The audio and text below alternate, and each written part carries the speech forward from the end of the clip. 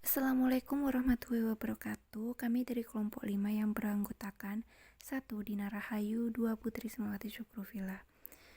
Kita akan membahas tentang manajemen wakaf yang berjudul jenis baru dalam wakaf uang dan harta gabungan serta wakaf baru yang muncul karena tujuan tertentu. Poin pertama yaitu jenis baru dalam wakaf uang. Pengertian wakaf uang merupakan gagasan yang digulirkan oleh tokoh ekonomi asal Bangladesh yaitu M. A. Manankash Wakaf. Dalam definisinya, wakaf adalah yang dilakukan seorang kelompok orang dan lembaga atau badan hukum dalam bentuk uang. B. Jenis baru dalam wakaf uang. Gerakan Nasional Wakaf Uang atau yang kerap disebut GNWO yang dicanangkan oleh Presiden menandai dimulainya transformasi pelaksanaan wakaf yang lebih luas dan modern, dengan kedua transformasi utama yaitu terkait jenis wakaf dan pembenahan tata kelola wakaf.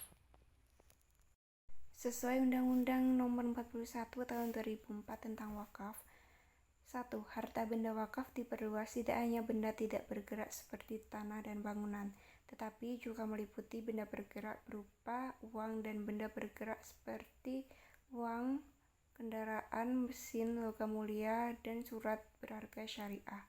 Yang kedua, pembenahan tata kelola pemangku kepentingan wakaf benda bergerak yang dalam kesempatan ini dimulai dengan pembenahan tata kelola wakaf uang sebagai salah satu bentuk wakaf produktif. Poin C, pihak-pihak yang terlibat dalam wakaf uang. Yang pertama wakif, kedua nazir, ketiga LKS PWO, dan keempat PPAIW. D. Tata cara dan pengelolaan wakaf uang di Indonesia.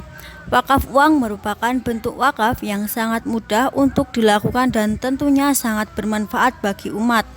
Kemudahannya hanya menyerahkan sejumlah uang dan pemanfaatan wakaf uang ini bisa untuk kesejahteraan masyarakat. Wakif dapat mewakafkan benda bergerak berupa uang melalui lembaga keuangan syariah yang ditunjuk oleh menteri.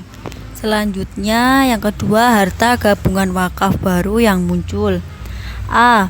Perkembangan wakaf baru di Indonesia. Di Indonesia, kegiatan wakaf sering dikenal dengan perkembangan dakwah Islam di Nusantara. Di samping melakukan dakwah Islam, para ulama juga sekaligus memperkenalkan ajaran wakaf. Hal ini terbukti dari banyaknya masjid-masjid yang bersejarah dibangun di atas tanah wakaf. Ajaran wakaf ini terus berkembang di bumi Nusantara, baik pada masa dakwah prakolonial, masa kolonial maupun pasca kolonial pada masa Indonesia merdeka. Yang B. Pengelolaan wakaf baru. Stagnasi perkembangan wakaf di Indonesia mulai mengalami dinamisasi ketika pada tahun 2001 beberapa praktis ekonomi Islam mulai mengusung paradigma baru ke tengah masyarakat mengenai konsep baru pengelolaan wakaf tunai untuk peningkatan kesejahteraan umat. Konsep tersebut ternyata menarik dan mampu memberikan energi untuk menggerakkan kemandekan perkembangan wakaf. Selanjutnya yang C, landasan hukum wakaf. Pada masa ini, landasan hukum pengelolaan wakaf menjadi lebih tinggi karena sudah dalam bentuk undang-undang. Hadirnya Undang-Undang Nomor 41 2004 tentang wakaf memberikan pijakan umum yang pasti, kepercayaan publik, serta perlindungan terhadap aset wakaf.